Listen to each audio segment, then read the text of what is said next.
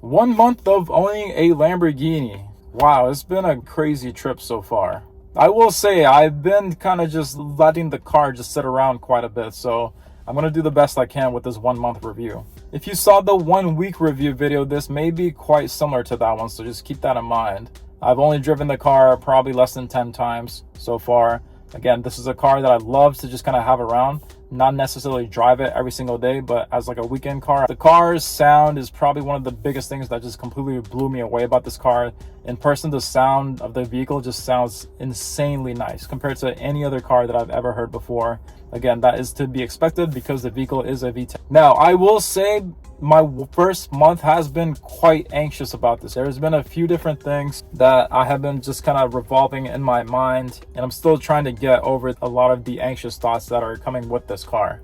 First one being is things like trickle charging. I don't have a garage yet, a proper one at least. My garage is going to be coming sometime next year, whenever some big plans are going to be going through for next year. I was going to wait to get the car till that point, but at the same time, you never know about how your life is going to go. So I pulled the trigger a year in advance to get this car, and I'm glad that I did. But yes, I don't have a proper garage for the car yet.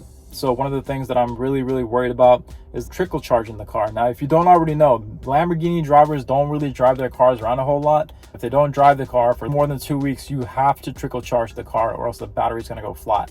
So that's one thing that I've been kind of stressing. There's no power outlet in the storage place that I have right now.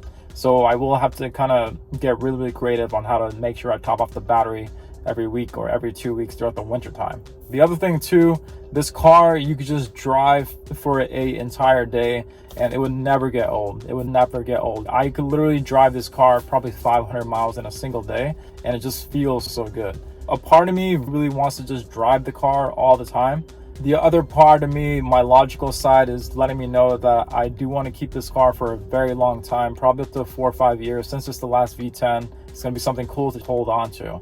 And if I'm somebody who's going to hold on to the car for a very long time, because this car is special to me, it's my first supercar, and it's been a dream car since I was a kid, especially now that the vehicle is discontinued.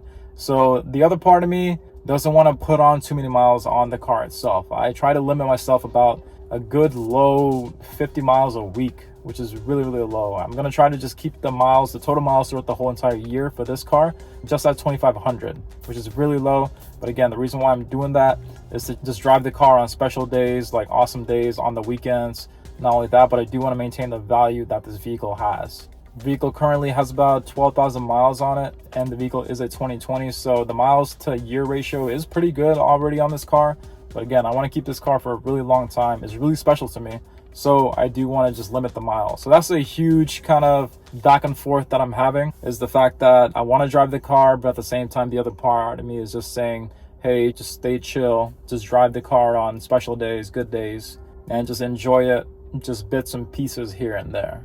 I will say that yes, you could drive the car for 500 miles a day, but anything after 50 miles throughout 1 day period, you kind of hit a point where it's just like, okay, the drive's pretty cool. Now I got it out of my system and now I just want to go chill. So that's the other part too. Anything after about 50 miles in a single day with this car, then you kind of do hit that point where it's just like, okay, I can keep on driving. It's definitely fun, but at the same time, I kind of got it out of my system. Now I can just chill. So that is a little bit contradicting, but I guess you just gotta know what I mean. But yeah, 1 month review. The attention is something that I'm still trying to get used to. I've kind of noticed that as soon as I get into the car, as soon as I open up my garage door, I just have to go. If you wait in your car, if you sit around, you're gonna have people walking by your car. They're gonna start taking pictures. They're gonna want to talk to you, and then before you know it, you get tied into a conversation for at least a good 15 to 20 to 25 minutes. So that's one thing that I kind of learned about the car, is just kind of keep it hidden. If you leave it out in the open, people are going to come up and take pictures nonstop. Even in the bigger, fancier towns I've driven through, there's one town in Burlington that I was just camping out at the mall. Quite a rich town. Even then, I've had probably 28 people just circle around the car while it was parked in the parking lot. Probably even saw 2 car accidents that almost happened on the main road right beside the parking lot. So that's kind of how much attention that the vehicle gets. I knew it was going to be there. I didn't think it was going to be this much. As soon as I get into the car, I just quickly plug in my phone and then I'm gone. And then as soon as I'm done, just come back here, put away the car, and then shut the door. So that is one of the ways that I'm just kind of going about living with the car. I don't use the car for errands. As soon as you get out the car, if you leave it parked to even go to the grocery store, as soon as you make a single eye contact with anybody there, you're going to be tied into a good 15-minute conversation at least. So yes, being an extrovert is a huge thing, or an introvert. If you're an introvert like me, you got to get pretty good at doing small talk, which I'm not really good at.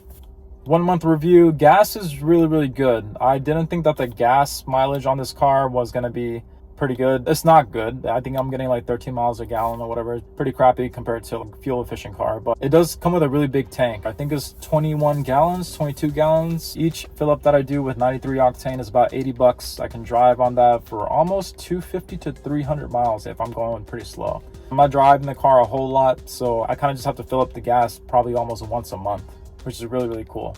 A small thing that got me off guard about this car was it does heat up the engine rather quickly. But when I had my M4, it took me a good 15 to 20 minutes to get it up to temperature. With this car, it's actually extremely quick. As soon as I pull out the lot, if I'm just driving for less than 10 minutes, the engine is already warm.